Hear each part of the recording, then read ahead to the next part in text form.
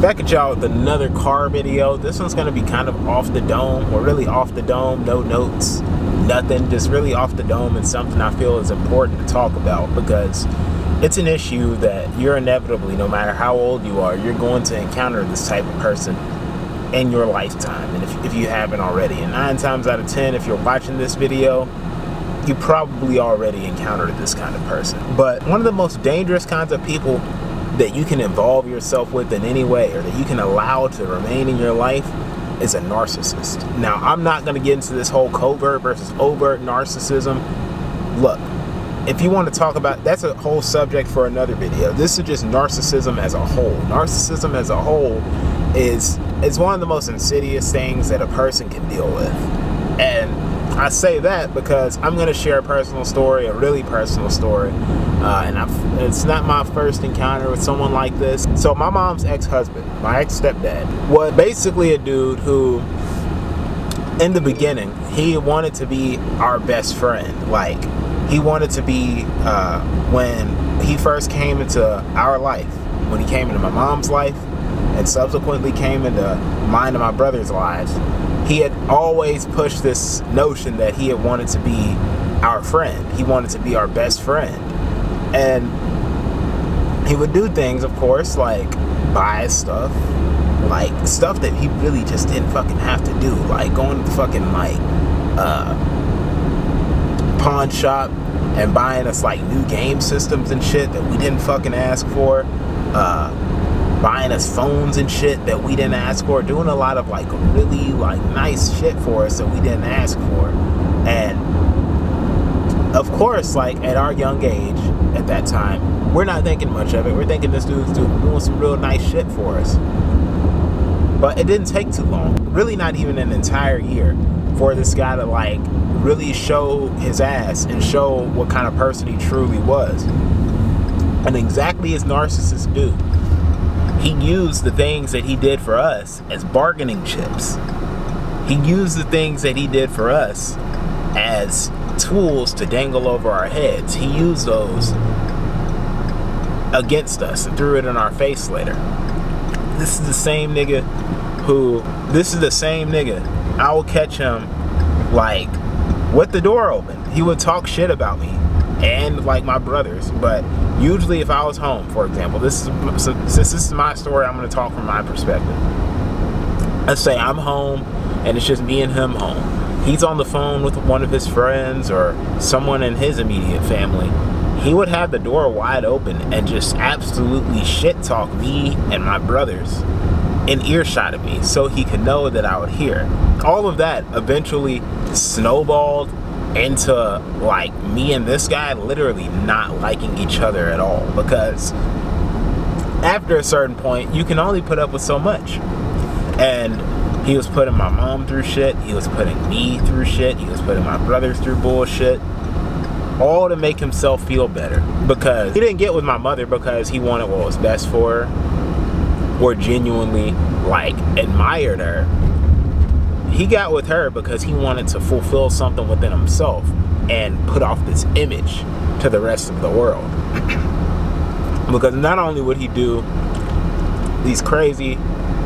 buy these crazy nice things for us, he would also buy shit for himself that he couldn't afford, all to show off and put up like this grandiose image of like this guy who has like this perfect family. He's married and made this perfect family and can buy anything he wants, is loaded with money. And quite frankly, there were nights where all this happened really like up until like I graduated high school. So it affected me in school. Like there would be some nights where I just wouldn't be able to get sleep because of this guy and this bullshit, and to a point to where it affected my mental health. The types of games that a narcissistic person likes to play will leave you questioning your own mental health. It'll leave you questioning your own sanity and your own reality, because the game that the narcissistic person likes to play is the game of controlling and inventing and controlling reality. And the reality that they draw up in their head, even if it's a reality that's nothing close to what's true reality, what's objective reality that everyone experiences. The reality that they draw up in their head is all that matters to them. Whatever the fuck else that anyone else thinks, even if everyone else's thoughts or opinions are of objective reality, they could care the fuck less. And someone like this will play mind games with you to such a severe, to such a degree of severity that if you're not prepared for this shit, people like this will play mind games with you to such a severity that if you're not mentally prepared for this shit, or you don't know what's happening to you, it will mentally destroy you. Like, you see it a lot in stories about women that deal with like narcissistic abuse, or even men that deal with narcissistic abuse through relationships, or even worse if it's through parents. It mentally ruins the person because they're questioning their own sanity. They're questioning their own reality. They know, like, it's like, you know, when you're dealing with a narcissist, it's like, you know, what they're doing to you is wrong. But the way that a narcissistic person manipulates is such an insidious way to where if it's like a narcissistic family system, the golden child who's taking the side of the narcissist, and you being the scapegoat, they're buying that narcissist story. They're fully enveloped in that narcissist's invented version of reality, twisted and invented version of reality that makes you the bad person for whatever reason this narcissistic person has come up with in their head. Even if you haven't done anything wrong and all you're doing is just existing, whatever this narcissistic person has written up in their head about you, their flying monkeys believe it. And if the flying monkeys are someone who's also close to you, you're trying to tell them, hey, this person treats me this way, they're treating me bad, that flying monkey is of course gonna downplay what the narcissist is doing to you, which is enough to drive you crazy, because you have someone who's like close to you, who you trust to confide in, that I believe that this person is treating me wrong. I feel like this is going to be an experience that resonates with some people watching this. So let's say it's a totally different example. A narcissistic family structure where both parents are the narcissists. Where both parents are narcissistic. You got the mom, and let's say you confide in, let's say there's a girl who's the family scapegoat of a narcissistic family, and she feels she's being mistreated by her mother. She goes and talks to her sister. Well, does she understand that the sister is like the golden child in the situation?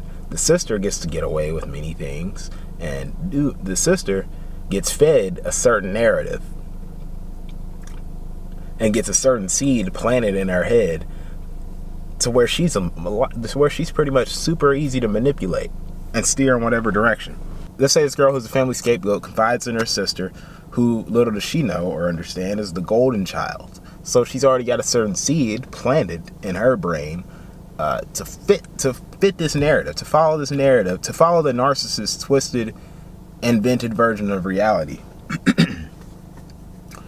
The scapegoat's going to be driven crazy because someone who they trust is downplaying, if not taking the side unwaveringly of the narcissist. Family scapegoat understands is treating her wrong and isn't treating her fairly. And let's say that family scapegoat one day decides she's had enough. Enough is enough. She's putting her foot down without apology, unapologetically putting her foot down.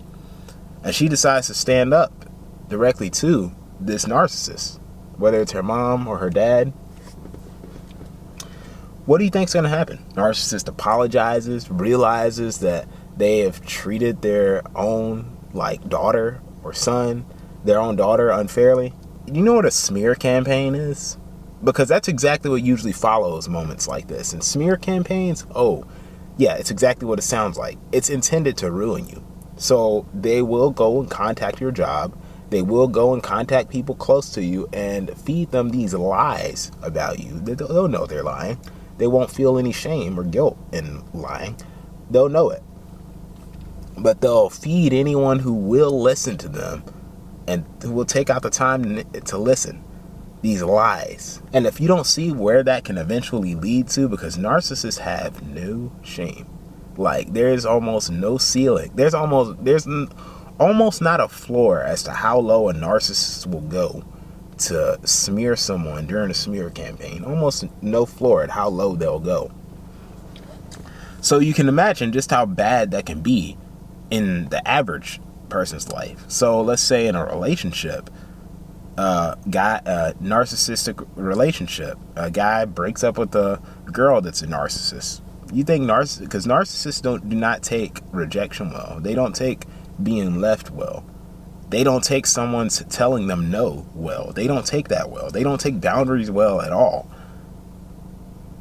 So narcissists are people that will literally try their damnedest to ruin your life. And the best way I can end this off is to say, the reason why you should avoid narcissists at all costs, you should go ahead, do the research on like how to know when you're dealing with the narcissist, the red flags to look out for, and bounce your ass out of there ASAP, because a narcissist is the type of person who will slowly kill you, figuratively most times, sometimes literally, but mostly figuratively, slowly kill you and rely on you and count on you to remain silent so they can tell everyone that you enjoyed it. That's exactly what a narcissist will do. A narcissist, let me repeat, is someone who will slowly kill you and count on your silence and count on you remaining silent so that they can go around and tell everyone that you enjoyed it. Look, I'm gonna end the video off right there because I just felt like that was something I needed to share. In this world, like, unfortunately, the world that we're in now rewards narcissism. And if the more you look into how narcissists work and how their mind frame and how their mindsets work, and not learning that from narcissists, you're actually learning that from people like honestly, the best place to learn that are scapegoats or therapists, because I'm not a licensed therapist. I'm using my experience with narcissists to share what you should look out for and how these people will try to harm you. That we're in a world that rewards them for their behavior, that rewards narcissistic behavior, and it's important that you understand when you're dealing with these kind of people and that you make the right decision to get the hell out of Dodge, because these people will try to ruin you. Till next time, I'll see y'all in the next video. Deuces.